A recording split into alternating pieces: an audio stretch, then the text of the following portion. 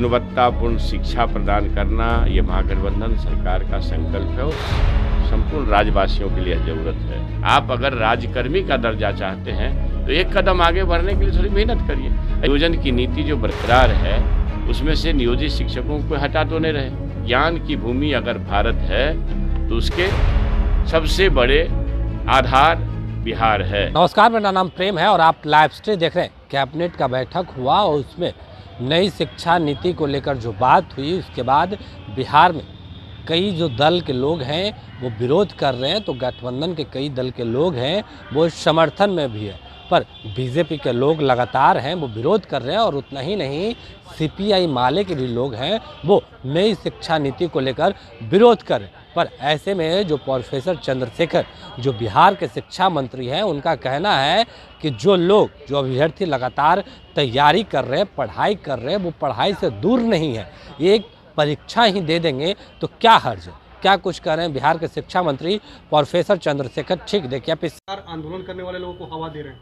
लगातार कई बीजेपी के नेताओं ने ऐलान किया है कि हम लोग खुले रूप से जो है नियोजित शिक्षक हो या अभ्यर्थी हो उसका हम समर्थन करेंगे। नहीं, आप ये बताइए ना कि राजकीय दर्जा मिलेगा, राज्यकर्मी का दर्जा मिलेगा, एक आकर्षक वेतनमान मिलेगा, गुणवत्तापूर्ण शिक्षा प्रदान करना ये महागठबंधन सरकार का संकल्प है और संपूर्ण राज्यवासियों के लिए ज़रूरत है। आप सभी महसूस करते होंगे कि गुणवत्तापूर्ण शिक्षा की कितनी ज़रूरत है और गरीब, मजलूम और बेबस आदमी सरकारी संस्थान में ही अपने बच्चों को पढ़ाते हैं। किसी निजी संस्थान में पढ़ाने की उनकी क्षमता नहीं होती है। अब एक शिक्षक को, अगर अभ्यर्थी को शिक्षक बनना है तो जो पात्रता परीक्षा उन्होंने दी है, जैसे ट्रेनिंग किया है, सीटेट, एसटीटी किया है, उन्होंने शिक्षक बनने की योग्यता धारण कर ली। अब जिस तरह से प्रोफेसर लोग बहाल होते हैं तो बड़े ही कठिन पढ़ाई के बाद नेट करते हैं, बड़े ही मेहनत के बाद पीएचडी करते हैं। नेट और पीएचडी करते हैं तो वो प्रोफेसर बनने के योग्य होते हैं, प्रोफेसर बनने के लिए दक्ष होते हैं। आपको नहीं मालूम कि आज के तारीख में बिना पीएचडी किए हुए कोई इंटाइटलमेंट नहीं रखता है, जो यूजीसी का गाइडलाइन है।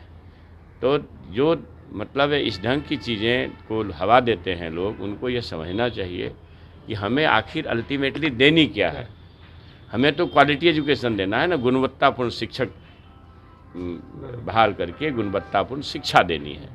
तो गुणवत्तापूर्ण शिक्षक बहाल करने में अगर किन्हीं को परेशानी हो रही है तो जो वर्षों से 15 साल 20 साल से लोग पढ़ा रहे हैं, ऐसे नियोजित शिक्षक अपने आप को नियोजन के दंश से अगर अलग करना चाहते हैं तो उनके नियोजन में, माननीय मुख्यमंत्री जी ने कहा है कि नियोजन की नीति है, नियोजन की नीति जो बरकरार है उसमें से नियोजित शिक्षकों को हटा तो नहीं रहे, बल्कि माननीय मुख्यमंत्री जी ने कई अवसर पर कहा है कि हम वेतन बढ़ाने जा रहे हैं।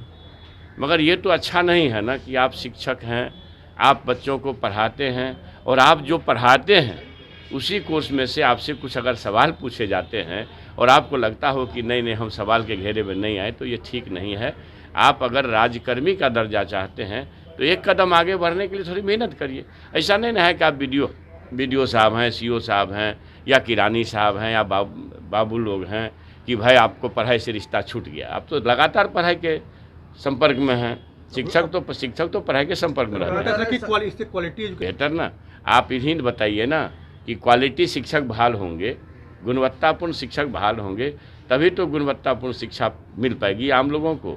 इसलिए हमारे राज्य के हित में, माता पिता के हित में, छात्रों के हित में, और फिर सबसे बड़ी चीज़ जो है, ज्ञान की भूमि अगर भारत है तो उसके सबसे बड़े आधार बिहार है। तो ज्ञान की भूमि बिहार है, अहिंसा की भूमि बिहार है, दुनिया को शून्य का ज्ञान दे करके गणित का बोध कराने वाली धरती बिहार है। तो जो ज्ञान का परचम विरासत में हमारे यहाँ लहराता रहा है, इसके लिए चिंतित हमारे राज्य नेतृत्व हैं, माननीय मुख्यमंत्री जी नीतीश बाबू और उप मुख्यमंत्री तेजस्वी प्रसाद यादव जी। तो इसको लोग को स्वीकार करनी चाहिए और इस बात को अनावश्यक तुल नहीं देनी चाहिए। और विरोधी का जो काम है वो अपने काम में लगे हुए हैं। वो बरगलाएंगे, भ्रम फैला रहे हैं। भ्रम फैलाएंगे, का भी विरोध है महागठबंधन वो भ्रम फैलाएंगे। अब एक तो बता दीजिए ना कि संभवतः आप लोगों को ज़्यादा जानकारी हो, जो बड़े नेता हैं बीजेपी के सुशील कुमार मोदी जी, उन्होंने एक अवसर पर कहा कि वेतनमान भगवान भी नहीं दे सकता है धरती पर। भाई सरकार वेतनमान देने जा रही है, आप बीजेपी के लोग कहते हो कि भगवान भी नहीं दे सकता है। दिल्ली से नौकरियां गायब हो गई, भारत सरकार के उपक्रमों को निजी हाथों में डाल करके भारत सरकार के जो बड़े पैमाने पर रेल में नौकरियां दी जाती थी, अन्य जगह नौकरियां दी जाती थी। 2 करोड़ नौकरी का वादा था श्रीमान, 9 वर्ष में तो 18-16 करोड़ लोगों को नौकरी होनी चाहिए थी वादे के हिसाब से, तो नौकरियां कहाँ गायब है। तो जो सरकार आपको देने के लिए 10 लाख का एक पहला चरण है, 2.5 लाख के आसपास की बहाली होगी, हो सकता है ज़्यादा भी हो, और 1.25-2 लाख के आसपास का लगभग 1,60,000 के आसपास का स्वास्थ्य विभाग में बहाली होनी है। तो जब इतनी बहालियाँ एक साथ लगभग 5 लाख के आसपास, 4 लाख के आसपास सिर्फ 2 विभाग में बहाली होने जा रही है, तो आप राज्यवासी इस बात को गंभीरतापूर्वक लें, और हमारे जो बेरोजगार हैं वो भी इस बात को गंभीरतापूर्वक लें। अभ्यर्थी तैयारी करें। अब तो हमको लगता है कि शायद हर जगह से रिक्ति आ गई होगी, अब तक आ गई होगी संभवतः। हम आज ने एक ब्रीफ लिया है, आज ब्रीफ नहीं लिया है विभाग का, लेकिन जैसे ही रिक्ति आएगी विज्ञापन होगा, और खुद हमारे राज्य के मुखिया बिहार विकास के शिल्पकार इसके लिए चिंतित हैं, उसको खुद वो मॉनिटर कर रहे हैं। अब ये बताइए, संजीव सिंह ने भी पत्र लिखा है मुख्यमंत्री आप को, पढ़े हैं, उन्होंने क्या कहा है, बयान पढ़ेंगे तो आपका जवाब दे पाएंगे।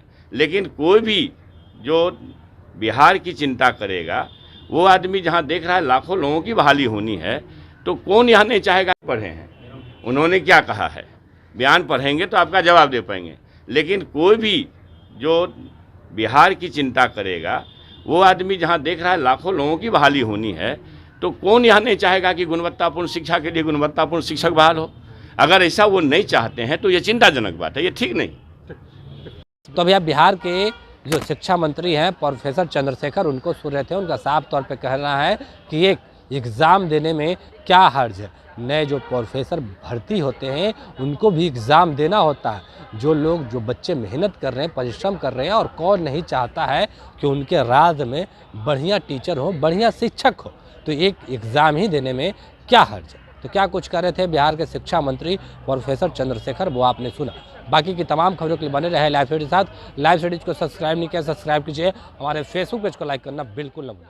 धन्यवाद।